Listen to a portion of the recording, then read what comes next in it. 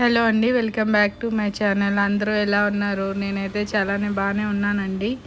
ఇవాళ అయితే morning night rice చేశాను. అది వేరే వాళ్ళు వచ్చారు, వాళ్ళ కోసం అని చేశాను. అదంతా మిగిలిపోయింది. అందుకోసమని ఈరోజు మార్నింగే ఎగ్ రైస్ చేస్తున్నాను అనమాట పిల్లల కోసమే కాదులేండి, మేము కూడా అదే తిన్నాము, ఎగ్ రైసే. ఇంకా అన్నం అంతా మిగిలిపోయింది కదా, ఊరికే పడేయడం ఎందుకనేసి ఇలా ఎగ్ ఫ్రైడ్ రైస్ చేశాను అనమాట. మీలో ఎంతమంది ఇలా అన్నం మిగిలిపోతే పడేస్తారా, లేదంటే ఏదైనా చేసుకొని తింటారా? కామెంట్ చేయండి. ఎగ్ ఫ్రైడ్ రైస్ ఎంతమందికి ఇష్టమో కూడా కామెంట్ చేయండి. ఇలా సింపుల్గా చేసుకుంటే చాలా టేస్టీగా ఉంటుంది.